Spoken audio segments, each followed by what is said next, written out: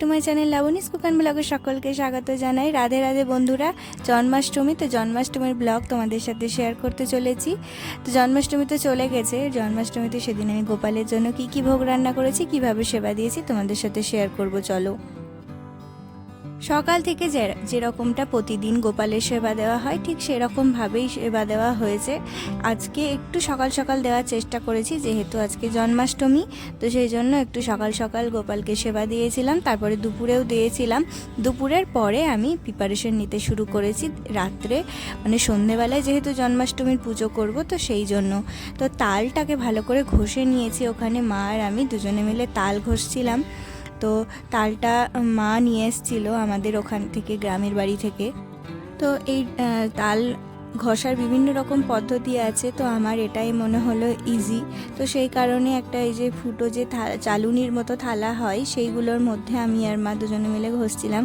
হাতটা মাঝে মধ্যে ধরে যাচ্ছিল, একবার করে আমি করছিলাম, একবার করে মা করছিল। তো মোটামুটি তালের পাল্প আমাদের বেরিয়ে গেছে। তারপর এই তালের পাল্প দিয়ে আমরা তালের বড়া বানাবো আজকে, আর তালের লুচিও বানাবো। এমনি লুচিও পরে বেশ কয়েকটা ভাজা হয়েছিল, তবে ভোগের জন্য আর দেওয়া হয়নি। আজকে তালের লুচি গোপালের সেবাতে লাগাবো।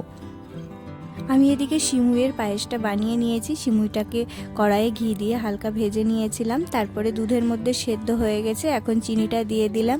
এটা আমার রেডি হয়ে গেছে। আজকে কোনো অন্ন বা অন্ন জাতীয় কিছু বানাচ্ছি না।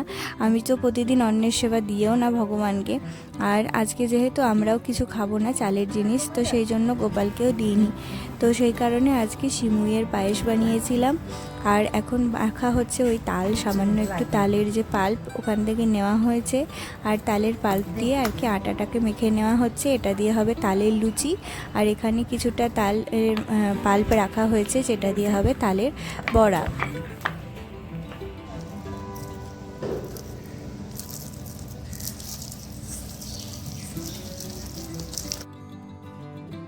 তো লুচির জন্য আটাটা রেডি হয়ে গেছিলো। তারপর এখানে তালের যে বড়া হবে, তো সেটার জন্য এই ব্যাটারটা বানিয়ে রেখে দেওয়া হবে। তো এখানে তোমরা চাইলে চিনিও দিতে পারো। আমি চিনিও দিই, কিন্তু আজকে গুড় দিলাম। গুড়টা যেহেতু বাজার থেকে নিয়ে আসলাম নাড়ু বানাবো বলে, তো আজকে আর বানানো হয়ে ওঠেনি। নাড়ুটা না হয় পরে গোপালের জন্য বানিয়ে রাখবো, ওগুলো ধীরে ধীরে প্রতিদিন দেওয়া যাবে। এবারে চলো তালের লুচি বানিয়ে নিচ্ছি। তো তালের লুচি যেভাবে আমরা লুচি বানাই সেরকমই বানাই, কিন্তু একটু হালকা করে নাকি ভাজতে হয়, মা বলল এটা।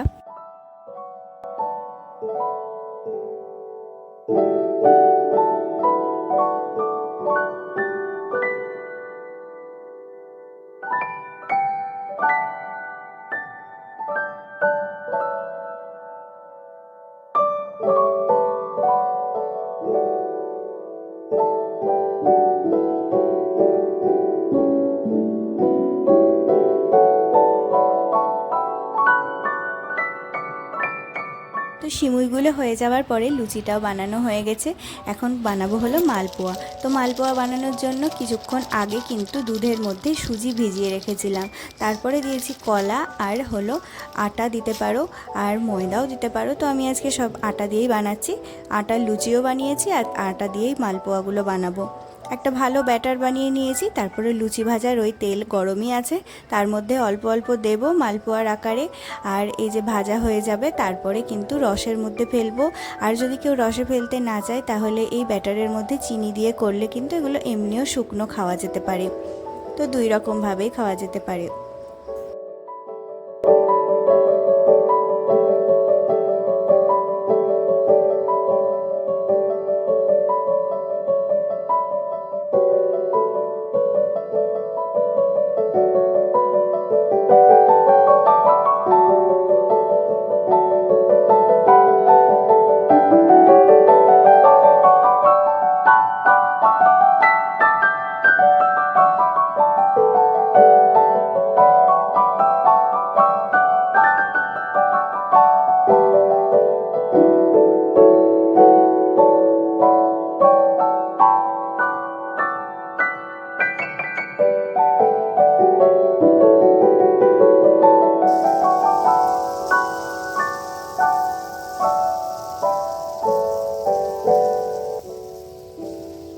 এবারে বড়াগুলোকে ভেজে নেওয়া হচ্ছে। মালপোয়াও রেডি হয়ে গেছে।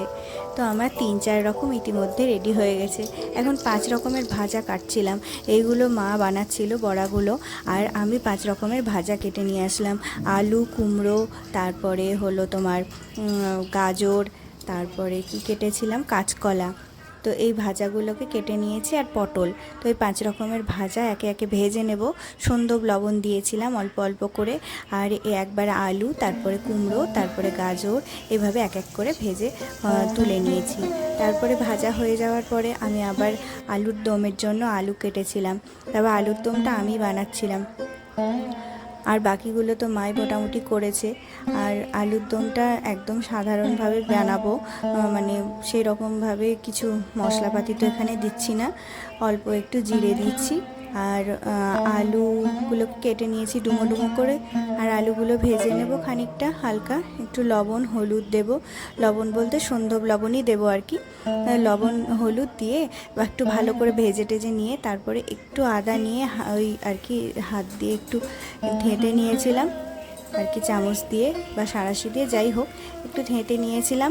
তারপরে ভালো করে নাড়িয়ে চাড়িয়ে একটুখানি অল্প ধনের গুঁড়ো দিয়েছিলাম, তারপরে জল দিয়ে ঢাকা দিয়ে ওই আর কি আলুর দম তৈরি করেছিলাম। আমার মনে হয় ঠাকুরের ভোগে গরম মশলার ব্যবহার করা যায় না, কারণ গরম মশলা তো একটু শরীরকে আমাদের উত্তেজক করে। তো সেই কারণে আমার মনে হয় যে গরম মশলা দেওয়া যায় না। তো সেই কারণে আমি গরম মশলাটা ব্যবহার করিনি এখানে। তো এই বিষয়ে আমার জানা নেই যে ভোগ রান্নার সময় গরম মশলা ব্যবহার করা যায় কি না। তোমরা জানলে কিন্তু অবশ্যই জানিও, তাহলে আমারও বিষয়টা জানা হয়ে যাবে।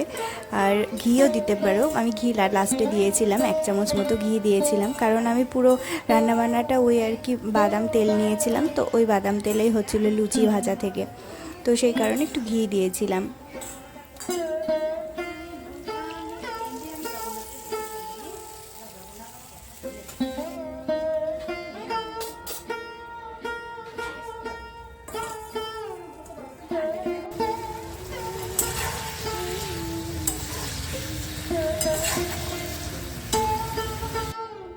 তো সমস্ত কিছু বানানো হয়ে গেছিলো, তারপরে রেডি হচ্ছিলাম। তারপরে আমাকে এই জায়গাটা রেডি করতে হবে, কারণ এই যে মন্দিরটা দেখতে পাচ্ছ, যে মন্দিরটা আমি তোমাদের সাথে ভিডিওতে শেয়ার করেছিলাম, সেই মন্দিরে আর কি এত কিছু তো মানে ভোগ টোগ সাজিয়ে দেওয়া যাবে না ঠাকুরকে, তার জন্য আমি আর কি এই টেবিলগুলো পেতে নিয়েছিলাম নিচে, আর নিচেই মানে কি ভগবানকে সাজিয়ে দেবো এখানে। তো ওই যে দোলনাটা সারা বছর তো ঢোকানোই থাকে, সিংহাসনেই আমার ভগবান বসে থাকে, আর এই দোলনাটাকে এই জন্মাষ্টমীতেই আমি মানে বের করি। তো জন্মাষ্টমীতে আর কি আগের বছরই কিনেছিলাম, তো এবছর আর কেনা হয়নি কিছু, তো ওটাকে আর কি একটু এই আর্টিফিশিয়াল যে গাঁদা ফুলের ছড়াগুলো ছিল সেগুলো দিয়ে আর কি একটু সাজিয়ে নিচ্ছিলাম। আর বড় সাইজের কোনো কাপড় মানে ছিল সেই মুহূর্তে আমি খুঁজে পাচ্ছিলাম না, তাহলে পুরো টেবিলটা কভার করে দিলে দেখতে জিনিসটা ভালো লাগতো। তো টেবিলটা আর কভার হয়নি, আমার মাথাতেও ছিল না। তারপরে একটা ওই ছোট্ট রুমাল বিছিয়ে তার উপরে দোলনাটা বসিয়েছি। তো দেখতে অতটা মোটামুটি ভালো লাগছে না এই বছর আর কি, সেইভাবে তো জানছই চারিদিকে পরিস্থিতি, তো সেই অনুযায়ী অত কিছু আর কি মাথাতেও ছিল না, সব কিছু হয়ওনি। আমি তো আগের দিন জন্মাষ্টমীতে আর কি সব কিছু সাজাই টাজাই, তো এই বছর আর হয়নি, ভালো লাগছিল না। তো সেই কারণে আজকেই আর কি বানালাম, মানে সাজালাম জায়গাটা, আর আজকেই পুজো হবে। তো সন্ধেবেলাতেই করব, 12টার সময় অনেকে করে শুনেছি, কিন্তু 12টা অবধি মানে 12টার সময় পুজোর এই সমস্ত জোগাড়জান্তি করলে শেষ হতে হতে সেই হয়ে যাবে, আর আমরা হলো না খেয়ে আছি সারাদিন। তো সেই কারণে ভাবলাম পুজো টুজো করে একটু খাওয়া দাওয়া করে তারপরে রেস্ট নেব। তো ওই আমাদের পুজো শেষ হতে হতে 11টা হয়ে গেছিলো, তারপরে খাওয়া দাওয়া করেছিলাম। এখন প্রায় 8টা সাড়ে 8টার মতো বাজে। তারপরে সব কিছু জোগাড়জান্তি করতে, থালাতে প্লেটে গোছাতে, সব কিছু রেডি করতেও তো 1-8 ঘন্টা সময় লেগে যায়। তো সেই সমস্ত রেডি করছিলাম আর কি।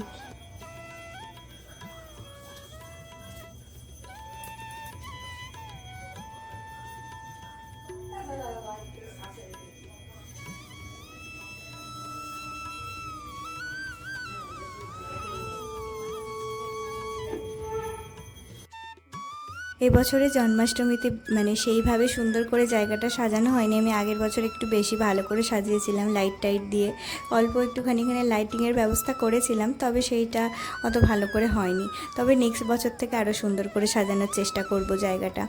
আর আমি এখানে বাড়িতে প্রায় 10 রকমের ভোগ বানিয়েছিলাম, আর কিছু বাজার থেকেও আনা ছিল, 2 রকমের মিষ্টি আনা ছিল, মিষ্টি দই এই সমস্ত আনা ছিল, আর 5 রকম 7 রকমের বোধহয় ফল ছিল।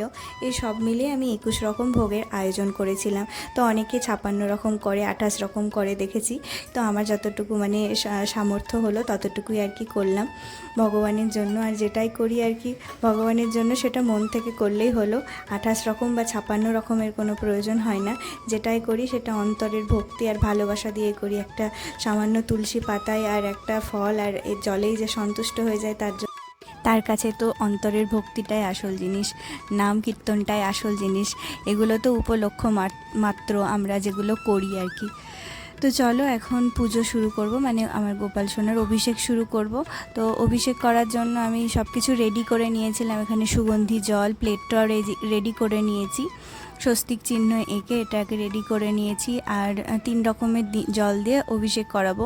তোমরা 5 রকমের করতে পারো বা যার যেরকম হয়। তো আমি এখানে 3 রকমের জল রেডি করেছি, পঞ্চামৃত, ফলের রস আর সুগন্ধি জল দিয়ে অভিষেক করাবো। তারপরে ওই যে ড্রেসটা এনেছি সেটা পরিয়ে সাজিয়ে গুছিয়ে দর্পণ দেখিয়ে আর কি পুজো শুরু করব। পুজো তোমরা কে কীভাবে করো আমি জানি না, আমি বাড়িতেই করি, কোনো পুরোহিত ডেকে করি না, নিজেই করি। আমরা যে ভগবানের যে বইগুলো আছে, একটা বই ছিল যেটা স্তোত্র রত্নাবলী বলে একটা বই ছিল, সেটা পাঠ করেছিলাম। তারপরে শ্রীমদ্ ভগবদ গীতা পাঠ করা হয়েছিল। আমার হাজব্যান্ড যেগুলো আর কি ওইগুলো পড়ে, তো সেখান থেকে বিভিন্ন রকম শ্লোক, গীতার কিছু শ্লোক এইসবগুলো পাঠ করেছিলাম। এইভাবেই আমরা পুজো করি, আরতি করি, ভোগ নিবেদন করি, এভাবেই নিজেরাই বাড়িতে পুজো করি। তো পুরোহিত ডাকা মানে ডাকি না। অনেকে হয়তো বলবে, মানে অনেকে আমাকে এর আগেও বলেছে যে পুরোহিত দিয়ে পুজো না করলে নাকি পুজো সম্পন্ন হয় না। তবে আমি জানি না, আমার জানা নেই। আমার যে জানার কথা, আমি যেগুলো বইপত্র পড়ে জেনেছি সেখান থেকে জানি যে নিজেই নিজেকে পুজো করা উচিত, কাউকে দিয়ে পুজো করানো উচিত না। মানে নিজেই তুমি যত বেশি ভগবানের নাম কীর্তন শ্লোক পাঠ করবে তত নিজের ভিতরে জ্ঞান বাড়বে এবং নিজেই মানে বলবে রিয়েলাইজ করতে পারবে যে তুমি আর ভগবান আলাদা নও। সেটা তো এটা অনেক ওপরের লেভেলের, এটা বোঝাতে গেলে অনেক সময় লাগবে এবং যে বুঝবে তার বুঝতেও অনেকটা সময় লাগবে।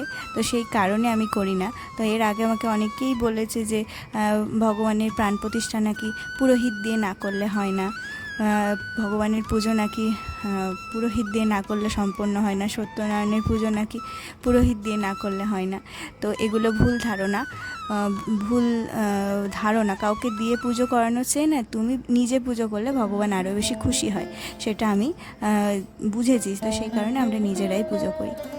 তো আমার গোপালকে ড্রেস পরিয়ে নেব, তারপরে সুন্দর করে সাজুগুজু করিয়ে দর্পণ দেখিয়ে তারপরে আমরা পুজো শুরু করব, পুজোয় বসবো। তো পুজোটা আর ভিডিওর মধ্যে দিলাম না, কারণ পুজোর মানে প্রিপারেশনটাই তোমাদেরকে দেখালাম যে কীভাবে প্রিপারেশন করে পুজো করি কীভাবে, সেটা বলেই দিলাম। তো দেখা হচ্ছে নেক্সট ভিডিওতে। তোমরা সবাই ভালো থেকো, সুস্থ রেখো, ভগবানের কৃপায় ভগবানের নাম করো, আরও ভালো থাকবে, সুস্থ থাকবে। তো এখন চলো ভিডিওটা এখানেই শেষ করছি আর পুজোটাও শুরু করছি।